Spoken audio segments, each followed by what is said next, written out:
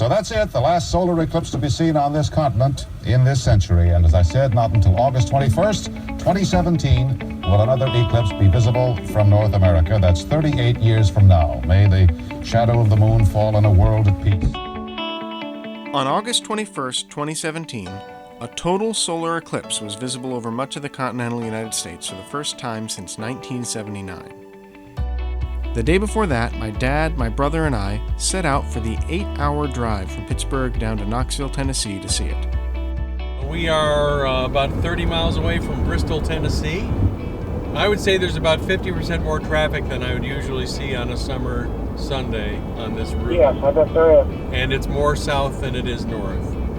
Tennessee's a wide enough state that the chances of there being cloud cover over all of it is unlikely. So.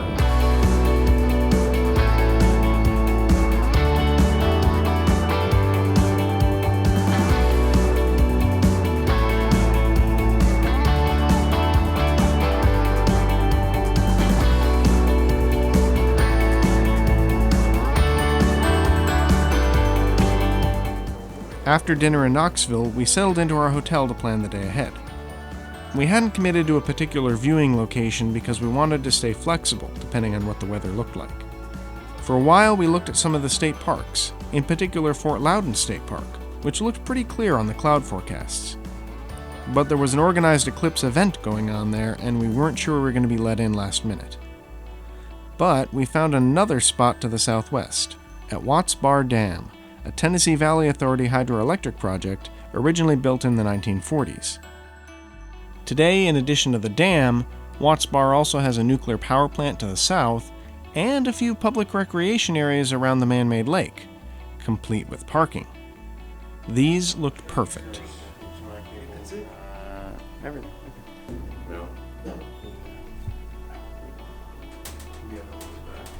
The other one was better. Two missions on the Hubble telescope. Mike, I know you're excited about this. Are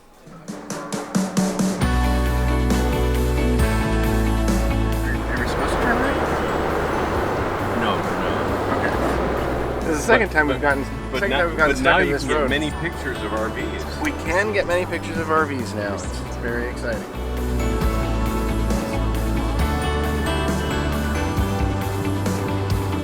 I didn't realize Knoxville was quite as close to Totality as it is. That was why it was a good pick, because it wasn't in the path of Totality, so people wouldn't have been going crazy trying to book it up. But it was close enough that it's easy to drive in. Because again, we're getting pretty close to the center line. It's only going to take an hour. That's the kind of spot that I was really hoping to find, because you don't want to be in the middle of a giant crowd. So But we're going to miss out having clowns and carnival rides. I'm okay without clowns and carnival rides, because you know what? Next month there's Millville Days. They'll come to me. And there's all these signs here. Farm parking, 5 miles, $20. Okay, so my theory about there being enterprising farmers letting people park in their fields is correct. It's just the prices are higher than I expected. Yeah. There's a bunch of setup. Oh yeah, they're already ready. Oh, there's some nice telescopes there. Oh wow, this is perfect. Yes, it is. It looked perfect. Okay, well, I'm glad we got here.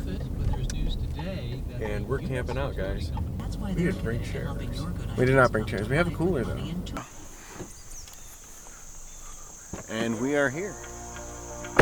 Yeah, one thought I have is I'm seeing all the people lined up along that ridge there, so you're high up and you can see the valley in front of you, and that side of the ridge isn't too taken up yet. I don't think you have the most impressive lens here. No, well that's what I was saying to Dad. It's like as much as the crazy stuff I got on my cameras, I'm going to have one of the smaller setups.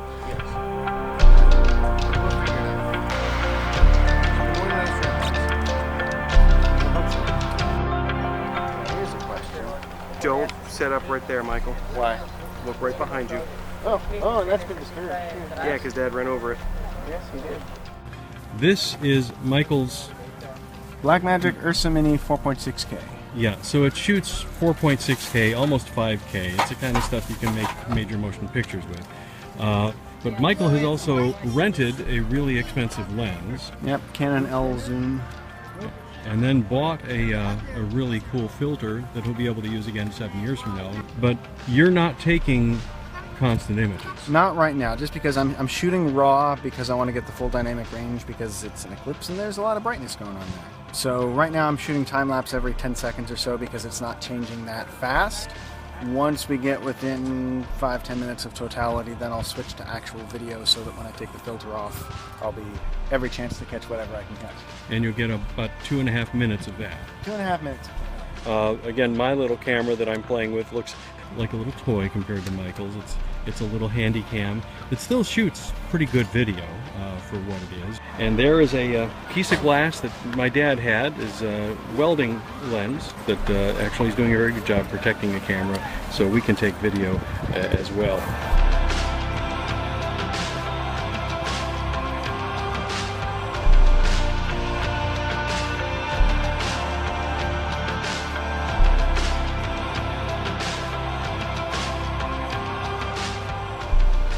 Yeah, remember that nuclear power plant? It didn't look like it was going to be a problem. In fact, I thought I could get a cool time-lapse of the sun's path arcing over top of the steam clouds. Which I did. But as the eclipse got closer, the wind shifted. And suddenly the nuclear plant was a problem. All right, Mike, what's the prognosis? That's what I'm trying to figure out. It's so close to not being a problem. The whole thing starts in 15 minutes, so I'm not sure we have many options for where to go. Right. Moving back that way can improve it a little bit, but not much. Well, over where the car is parked is much better, but... It's much better at the beginning, but it'd be even worse at the end. Right. And the end, well, or the middle rather, which is what we really want. For that to be better, we'd want to move that way, which we're limited by water. Yeah. What do you think, John? I am rolling video, by the way. I know. We're on vertical video, which I just came along. right now, Weather Channel says the wind is coming out of the south, which is why, of course, it's a problem, because it is blowing directly at us. Supposedly, this is what I pin a little bit of hope on. By 2 o'clock, 2:30, it's supposed to have been shifted from south-southwest, which could shift the clouds a little bit that way. And the sun will keep moving the other way. The sun keep moving that way, so that could clear it out on that side, hopefully. If they look like this at 2:30, here's what we would see.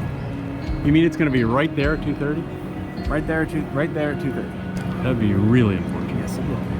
With knowing the way that stuff went, it would probably have been more ideal for the eclipse shot if we were in the other parking area on the other side, but I'm sure that's just as full as over here is now. Yeah, and I'm not sure how, yeah. If we had a boat, it'd be great.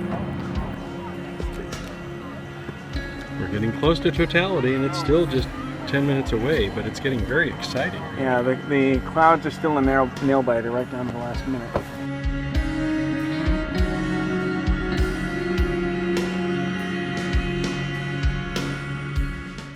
Alright, so switching to the GoPro for any vlogging type stuff, because all the other lenses have been conscripted to really shoot things. So we got the fancy rented lens on the Blackmagic Ursa Mini, shooting real close.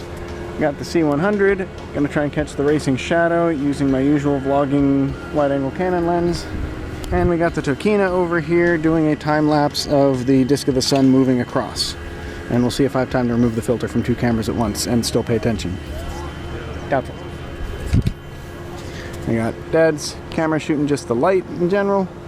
Dad's other camera shooting through a welding filter. And I'm going to use my iPad. And for once, right at the last minute, the steam from the nuclear power plant looks like it might actually be cooperating.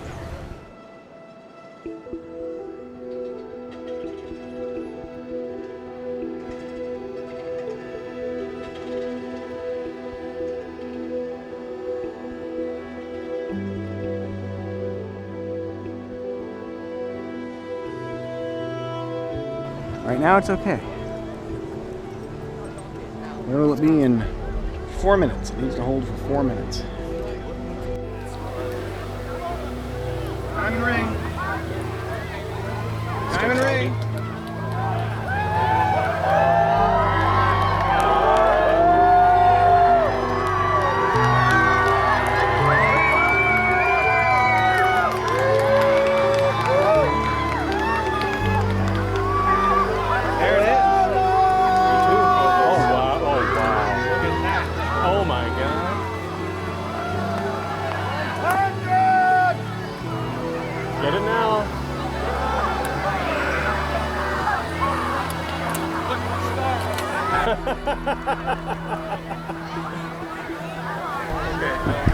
Still recording?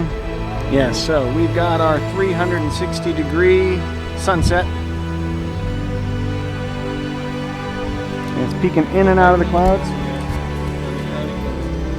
Yep.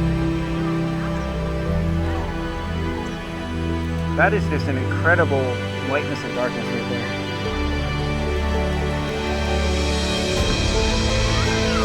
Hey, diamond ring! Oh wow. Ooh.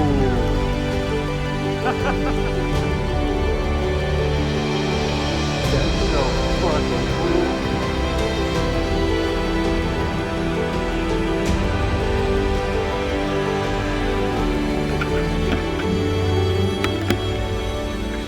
Yep.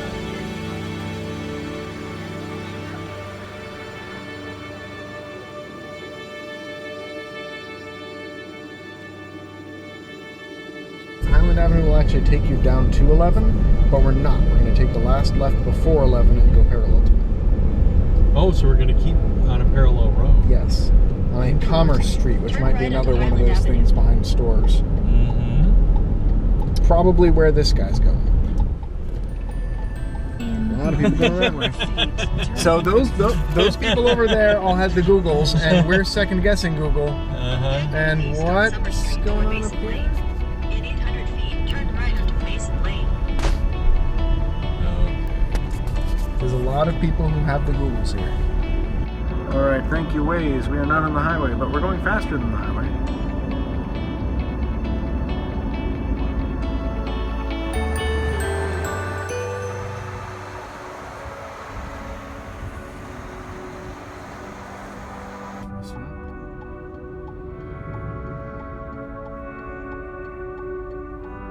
For vloggy type stuff, we've got enough of me being worried and me being optimistic that we can cut it either way. It'll be fine.